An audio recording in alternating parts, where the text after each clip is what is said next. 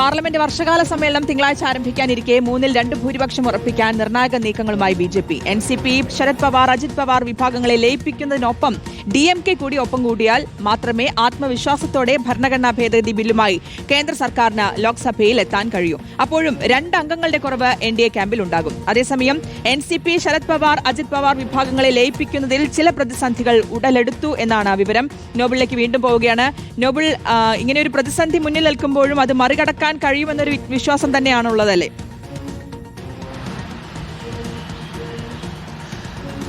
BJP പ്രതിസന്ധിയെ മറികടക്കാൻ വേണ്ട തീവ്ര ശ്രമത്തിലാണ് ശ്രുതി എന്താണെങ്കിലും ഉള്ളത്. പ്രത്യേകിച്ച് ഇത് കഴിഞ്ഞ ദിവസം നമ്മൾ നേരത്തെ പറഞ്ഞതുപോലെ തന്നെ തൃണമൂൽ കോൺഗ്രസിനെ പിളർത്തിയൊപ്പം ശിവസേന ഉദ്ധവ് പക്ഷത്തെ പിളർത്തിയ കൂടുതൽ എംപിമാരെ കൊണ്ടുവന്നിരുന്നു. എൻ.സി.പി എന്ന പാർട്ടി, പ്രത്യേകിച്ച് എൻ.സി.പി, ശരത് പവാർ, അജിത് പവാർ വിഭാഗങ്ങളുണ്ട്. ഈ 2 പാർട്ടിയെ കൂടി ലയിപ്പിച്ച് ഒരു വലിയ സഖ്യമാക്കി മാറ്റുക എന്ന ലക്ഷ്യം കൂടി എന്താണെങ്കിലും ബി.ജെ.പി ലക്ഷ്യം വെക്കുന്നു. അങ്ങനെയാണെങ്കിൽ 2 കേന്ദ്രമന്ത്രിസ്ഥാനം അടക്കം നൽകാം എന്നാണ് ബി.ജെ.പി നിലവിൽ ഈ പാർട്ടികൾക്ക് നൽകിയിരിക്കുന്ന വാഗ്ദാനം. പക്ഷേ ഇതിൽ ഈ പാർട്ടികൾക്കകത്ത് ചില പ്രതിസന്ധികളുണ്ട് എന്നാണ് നമുക്ക് മനസ്സിലാക്കാൻ കഴിയുന്നത്. ഒന്ന്, സുനേത്ര പവാർ അടക്കമുള്ള ആളുകളുമായി മുതിർന്ന നേതാക്കളായ പ്രഫുൽ പട്ടേൽ അടക്കമുള്ളവർ കാണിക്കുന്ന വിയോജിപ്പ് ഒരു തിരിച്ചടിയാകും എന്ന് വ്യക്തമാകുന്നു. കഴിഞ്ഞ ദിവസം പ്രഫുൽ പട്ടേൽ അടക്കമുള്ള ആളുകൾ ഏകനാഥ് ഷിൻഡെയുമായി കൂടിക്കാഴ്ച അടക്കം നടത്തിയിരുന്നു. അതിൽ വലിയ തരത്തിൽ അതൃപ്തി സുനേത്ര പവാർ അടക്കമുള്ളവർക്കുണ്ട്. അതൊക്കെ തിരിച്ചടിയാണ്. ഏതാണെങ്കിലും ബി.ജെ.പി ഈ ശ്രമങ്ങൾ, അതായത് പരമാവധി ഈ പറഞ്ഞതുപോലെ തന്നെ 2 ഭൂരിപക്ഷത്തേക്ക് എത്തിക്കാൻ വേണ്ട ശ്രമങ്ങൾ തുടർന്നുകൊണ്ടിരിക്കുകയാണ്. അതിൽ ഏറ്റവും നിർണായകമായത് ശിവസേന, എൻ.സി.പി പറഞ്ഞ പാർട്ടികളുടെയൊക്കെ എംപിമാരെ കൂടുതൽ അടർത്തിയെടുക്കുക എന്നതാണ് മഹാരാഷ്ട്രയിൽ നിന്ന്. ഒപ്പം ഡി.എം.കെ കൂടി ഒപ്പം നിർത്തേണ്ടത് ആവശ്യകതയുണ്ട്.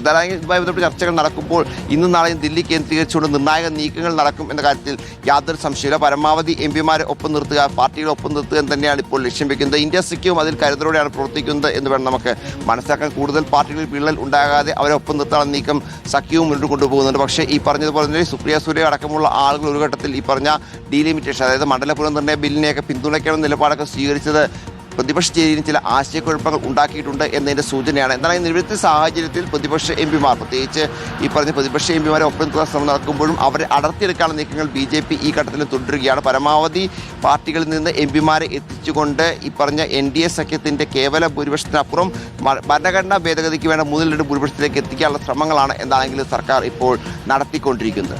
ഓക്കെ, എന്തായാലും 2 ഭൂരിപക്ഷം ഉറപ്പിക്കാനുള്ള നിർണായക നീക്കങ്ങൾ നടത്തിക്കൊണ്ടിരിക്കുകയാണ് ബിജെപി. എൻസിപി, ശരത് പവാർ, അജിത് പവാർ വിഭാഗങ്ങളെ ലയിപ്പിക്കുന്നതിനൊപ്പം ഡിഎംകെ കൂടി ഒപ്പം കൂട്ടിയാൽ മാത്രമേ ആത്മവിശ്വാസത്തോടു കൂടി ഭരണഘടനാ ഭേദഗതി ബില്ലുമായി കേന്ദ്രത്തിന് മുന്നോട്ട് പോകാൻ ലോക്സഭയിലെത്താൻ കഴിയൂ എന്നുള്ളതാണ്. നോബിൾ മാരിക്കാരനാണ് വിവരങ്ങൾ നൽകിയത്.